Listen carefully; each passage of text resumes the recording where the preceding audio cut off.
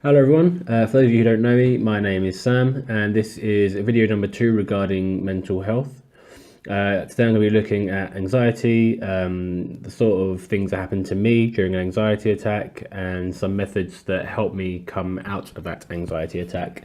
Hopefully one of these or two of these techniques will be useful. They're not universal. I'm not a psychiatrist, I'm not a doctor or a social care worker or any of those things. The only qualification I have regarding mental health is experience.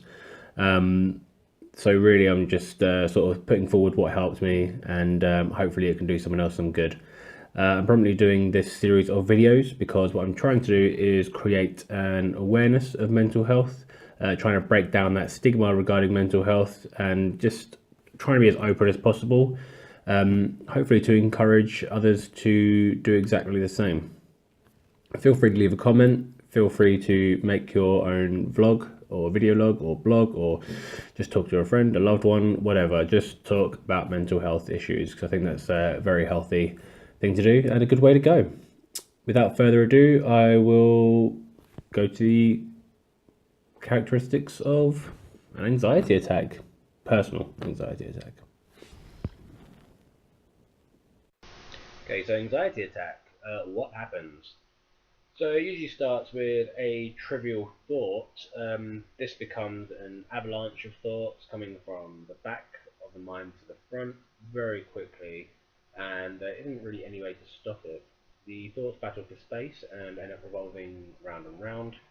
Every time one thought comes back, it has more information attached to it, and this can become very debilitating and very confusing. It's a very uncomfortable experience. There you go, I've got a little diagram here of meant to be a circle, gone way off. So the second thing that happens is that I get an increase in heart rate. Now the effect of this is twofold. The first effect is that I start to shake like I'm experiencing an extreme cold. Instead what's happening is, well, I'm just panicking. But the second thing that happens with an increase in heart rate is that I get tunnel vision. So this means that I can only really see what's directly in front of my gaze, or in have one single line of sight. The peripheral vision is completely shot. It goes very dark. It just becomes a blur of colours and activity. I can't really make out or process anything that's happening in that area. So yeah, that's what happens. I'm sure I'm going to draw another terrible little diagram here. There you go, tunnel vision. This is actually going to be an eye. You have to forgive me for my awful drawing. I'm not a good artist, but there we go. Tunnel vision. All the black squiggly lines will be peripheral vision shot, and that can itself lead to a sense of confusion and discomfort.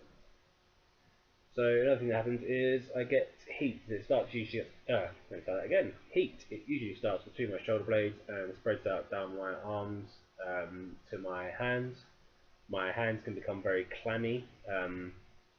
That feels very uncomfortable. The heat also spreads over my chest, down to my stomach.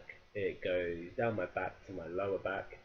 So my torso, my upper body just seems to become very warm, very uncomfortable. I seem to be going into overdrive, and yeah, like a nuclear fallout there. I just start sweating profusely.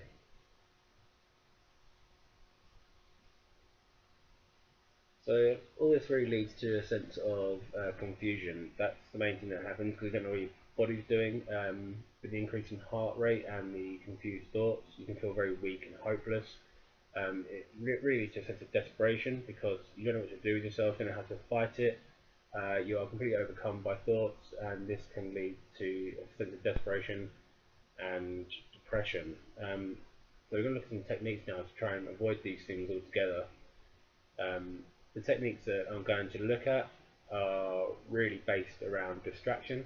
It's pulling the mind out of the static that's going on upstairs and just refocusing the mind and the body elsewhere before anxiety really manages to take its toll, and you actually end up falling into the anxiety attack. There you go, distraction techniques, and that leads to refocusing of the thoughts, gaining control back.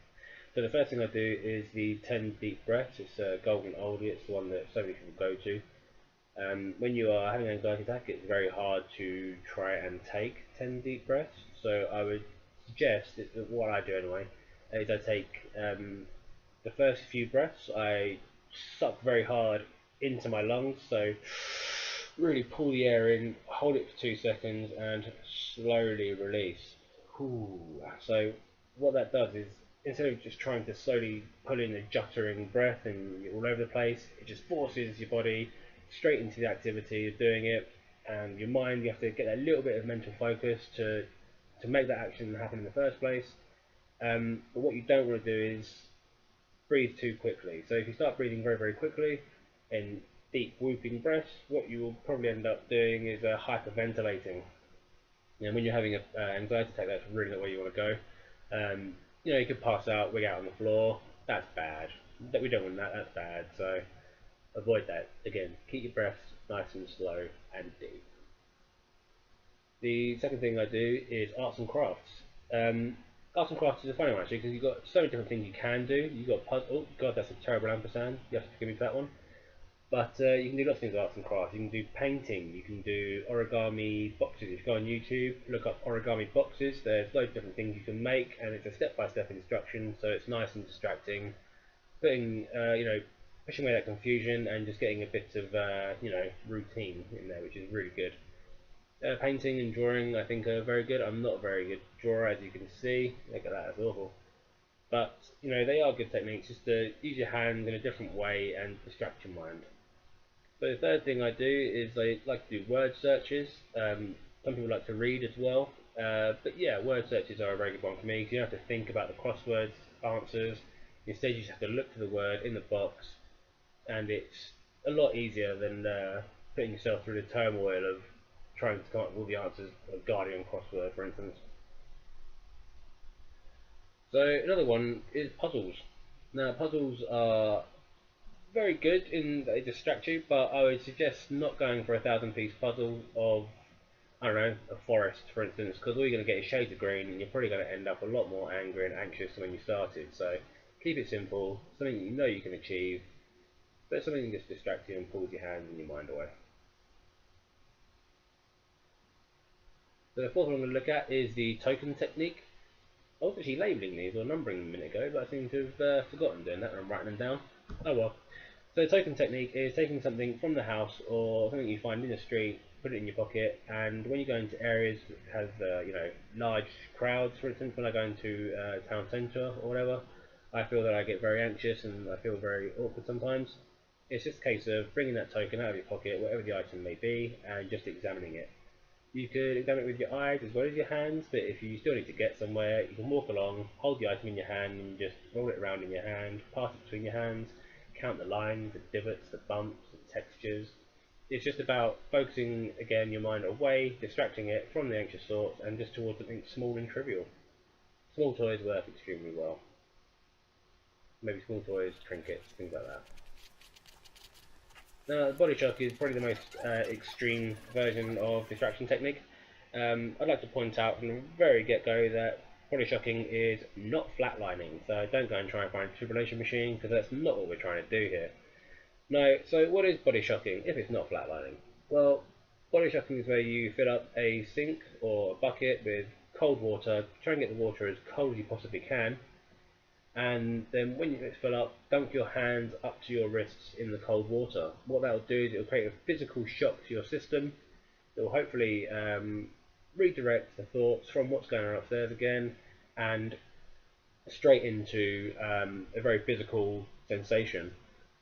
Yes, it is about the sensation. It might seem a bit extreme to some people to get ice cold water and start plunging yourself into it, but at the end of the day, it's a non-harmful technique that works purely on, well, shocking the system and focusing on something different. So I find it a really good technique. When you start getting, when your hands start feeling numb, it's good just to splash the water on your face or the back of your neck, or just dunk your head in there entirely. If you've got a shallow sink, I'd advise against that. If not, just hang your head over the bathtub, make sure the shower's running cold, and wash your head and the back of your neck in cold water. It all works. So I just wanted to say big thank you for watching this video. If you do your own video, do your own blogs, please use the hashtag without stigma, just so we can generate more awareness and just so we can break down that barrier of the English stiff upper lip and move onwards and outwards with mental health. So thank you for watching, and until my next video.